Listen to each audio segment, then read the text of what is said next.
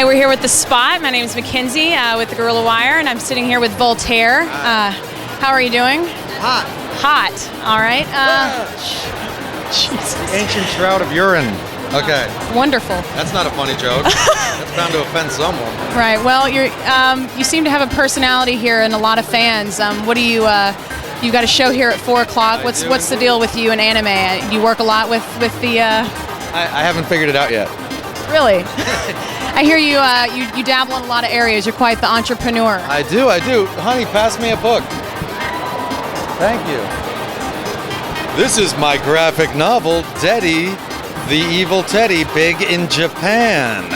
So maybe that's the connection. I don't know, but This is my latest book. Teddy is an evil teddy bear.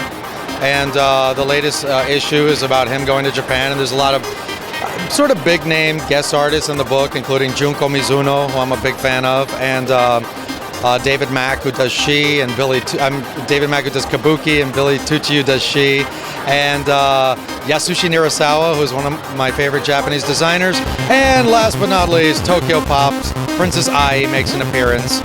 And the Japanese connection is kind of a weird thing. That's obnoxious. Let's kick them in the ass. Hey, can you rickroll them later? We've just been officially rickrolled. Anyway, so I've been going back and forth from Japan for like 20 years now, so I'm always sort of doing something over there. Like for instance, honey, will you pass me a Hot Wheels car?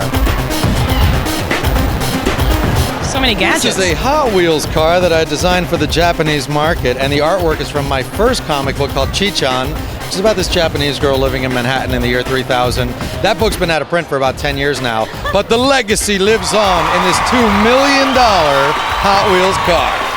Perfect. That's worth every penny. What else should I pimp over here while I'm at it? Honey, hand me one of those plush toys. It's full of surprises here.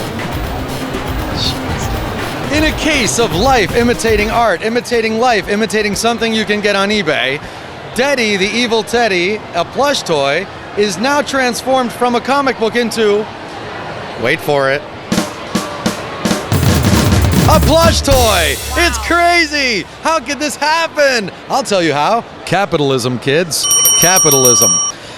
These are only available at amusement parks. I made a deal with a plush toy manufacturer that sells mostly to amusement parks. So you can't really go to a store and buy a Teddy, but if you're really good at whacking a mole, or if you can really aim your liquid into a clown's mouth, which I've gotten really good at over the years, man, I can get all my liquid right into that clown's mouth. It's scary.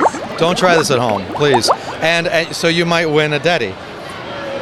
Wow, so that. But wait, because if you order now, honey, can you pass me a bootleg?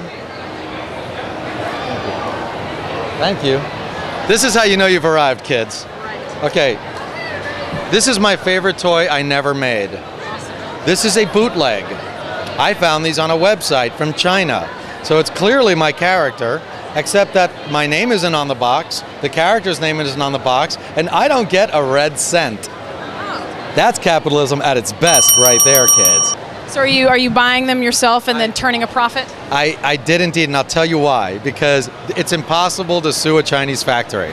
They're weaselly, and they disappear, and they make stuff like this, and then they only make like, I don't know, let's say they make 10,000 of them, then you go to sue them, and they're like, oh, already sold. No bootleg, we don't have, they're gone.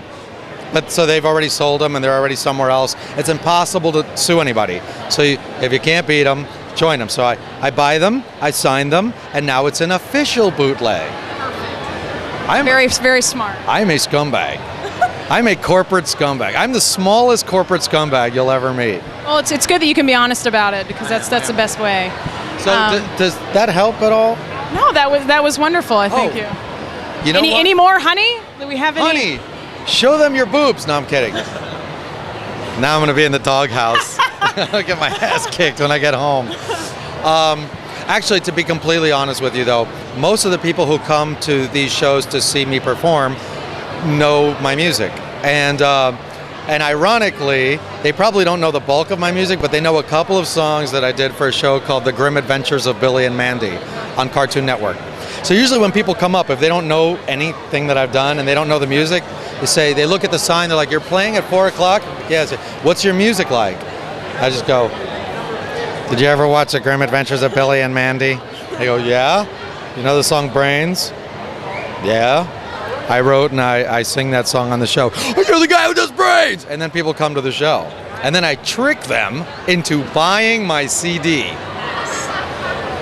Well done. You know why? Why is that? Capitalism. If we've learned anything here today, Mckenzie, it's that capitalism is your friend, even when people bootleg you. Exactly. It's the best way to go about it. Well, I think we've got everything covered here. I appreciate your time. My pleasure. Voltaire.